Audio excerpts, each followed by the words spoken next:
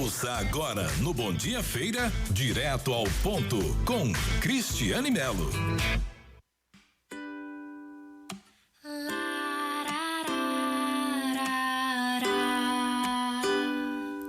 Bom dia, abre a janela, deixa o sol entrar, sorria, veste tua alegria que o melhor virá, então acredita, vai dar tudo. Bom dia, está começando mais um Direto ao Ponto com Cristiane Melo aqui na Princesa FM, no Bom Dia Feira. E hoje nós vamos falar de um assunto que interessa a muita gente, a saúde no bolso.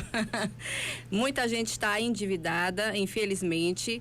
De acordo com dados da Confederação do Comércio de Bens e Serviços e Turismo, a CNC, o índice de endividamento é maior nos últimos 12 anos. 77,7% dos brasileiros estão endividados. 6 a cada 10 brasileiros estão endividados hoje no país. Sobre isso, nós vamos conversar sobre uma lei que vem ajudar a esse cidadão que está inadimplente. Já está aqui conosco Dr. Roberto Cajado de Menezes, advogado, que vai falar sobre a lei do superendividamento. Seja bem-vindo ao Bom Dia Feira. Olá, Cristiane, bom dia. Bom dia, Dilson, Ana Paula, Fernando e demais integrantes da bancada. É um prazer estar aqui, principalmente com um tema relevante como esse, num momento difícil que nossa sociedade enfrenta. Difícil em vários aspectos, né? Não só econômico, mas principalmente moral. Eu acho que um dos maiores problemas que nós enfrentamos hoje se concentra na ética e na moral. Se nós tivéssemos um comportamento mais abalizado, com certeza algumas legislações cumpririam a sua finalidade e o povo viveria de uma forma muito mais tranquila. Essa lei é uma lei nova do ano passado, de 2021, foi criada justamente para ajudar ao cidadão, a pessoa física e não a pessoa jurídica, a pagar as suas dívidas. Exatamente. O escopo da lei e o objetivo central dela é introduzir no campo da pessoa física os benefícios que a pessoa jurídica já dispunha dentro de um processo de recuperação judicial. Ela vem de julho do ano passado e entra em vigor imediatamente após a sua publicação. Ela tem algumas características, tem algumas exigências, mas o princípio também é da preservação da pessoa humana. Pessoa humana que a gente se refere aqui é o consumidor, aquelas dívidas de consumo. Não são todas as dívidas abraçadas por essa legislação. Mesmo porque o consumidor que deixa de consumir, isso faz com que o impacto na economia seja ainda pior. Com certeza. A finalidade maior da legislação é resgatar este homem, certo? Esta pessoa ao seio da sociedade de forma plena, de maneira que ela tenha condições de sobreviver naturalmente. Sobreviver naturalmente arcando com o pagamento daquilo que ele contraiu de dívidas de boa-fé, dívidas de consumo, reiterando, tá? E que ele tenha condição também de subsistir. É um sistema onde você busca enquadrar com reduções de encargos, com parcelamento da dívida, certo? Dá um freio no fluxo de saída do bolso, do dinheiro que sai do bolso, automaticamente através de um novo parcelamento, através de uma nova composição, inclusive com redução de encargos, para que você possa gerir a sua vida de forma natural, sem sacrifício próprio da sua subsistência. Então vamos lá, vamos direto ao ponto. Eu quero saber qual o consumidor que tem direito a essa lei. São todos os consumidores? Não. A legislação ela privilegia aqueles consumidores, né, as pessoas naturais, pessoa física, que contrai dívida de natureza de boa-fé. Principalmente, o primeiro aspecto dela tá na boa-fé. O consumo, dívidas de consumo, tem muito a ver com a dívida que você utiliza para a sua subsistência diária, né? A sua convivência dentro da sociedade. E aí, evidentemente, você tem que excluir algumas dívidas. Excluir as dívidas porque possui legislações próprias para serem objeto de apreciação, não só negociação administrativa como judicial, tá certo? E dentro dessas dívidas excluídas, você tem que destacar o financiamento imobiliário, alienações fiduciárias, você tem que excluir também aqueles programas do FIES, programa de agricultura familiar, etc. Nós estamos falando aqui de dívida comum, dívida de supermercado, dívida de consumo.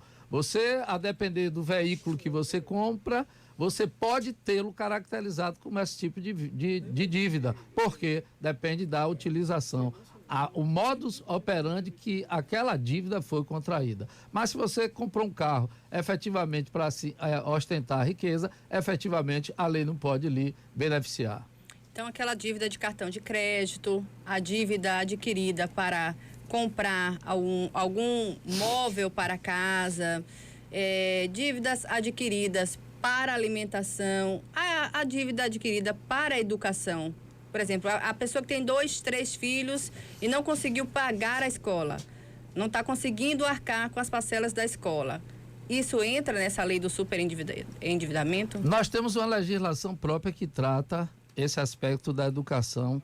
Todavia, essa lei também tem enquadramento. Por que tem enquadramento? Porque não deixa de ser uma relação de consumo. E dentro dessa relação, o escopo da lei é justamente encontrar o equilíbrio entre o que eu ganho e quanto eu posso pagar pelas dívidas contraídas sem causar um prejuízo à minha subsistência. Consequentemente, todas essas dívidas de natureza consumerista, dívida de consumo que a pessoa física contrai, serão abarcadas pela legislação.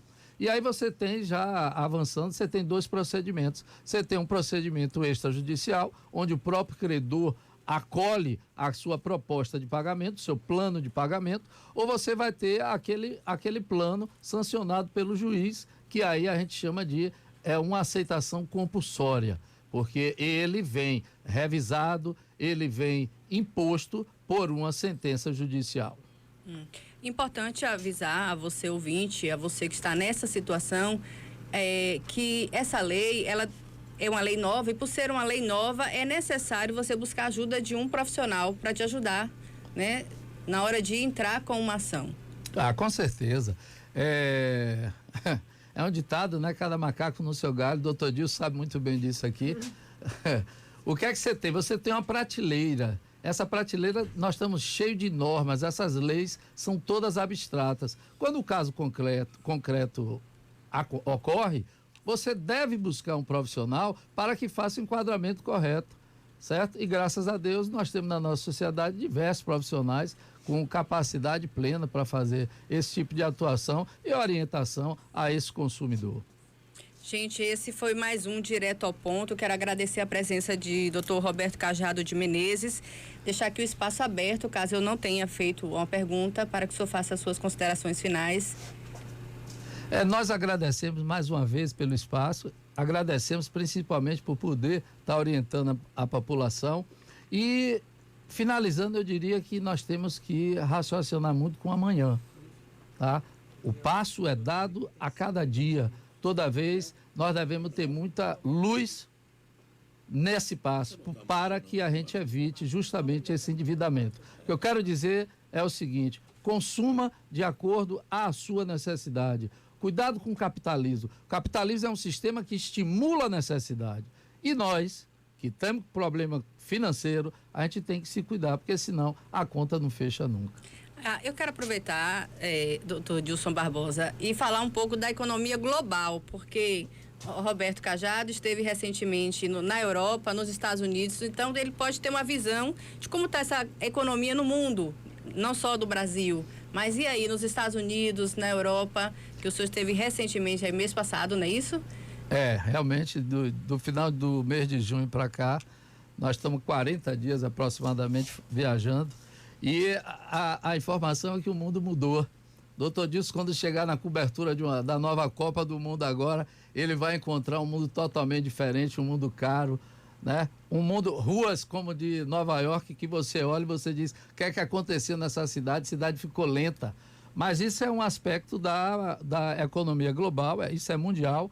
A previsão é que a partir do mês de outubro nós já tenhamos uma nova aceleração, porque as medidas tomadas de cunho econômico, não só no Brasil como no mundo, elas têm se preparado para socorrer a sua população, para que proporcione a ela melhores condições de vida, principalmente, através do consumo necessário que deve ter nessa sobrevivência. Mas o mundo mudou.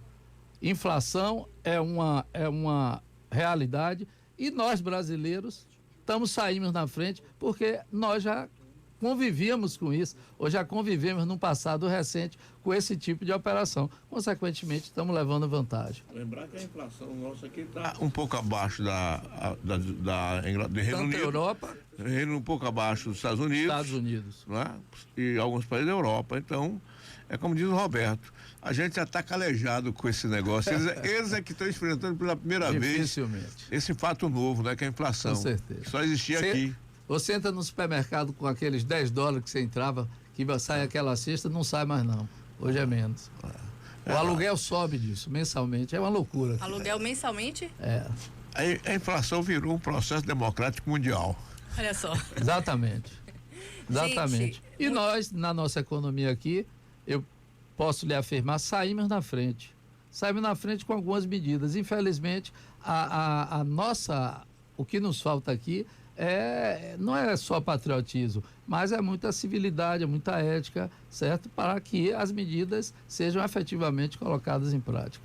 E essa consciência de que não podemos gastar mais do que a gente ganha. Sempre, é isso? Sempre. Muito obrigada. Esse foi mais um Direto ao Ponto com Cristiane Melo e até a próxima sexta-feira, no horário novo, viu, gente? Não vai ser mais às 7 horas, vai ser após às 7h30, depois do horário político, tá bom? Grande abraço, fiquem com Deus e até a próxima. Você ouviu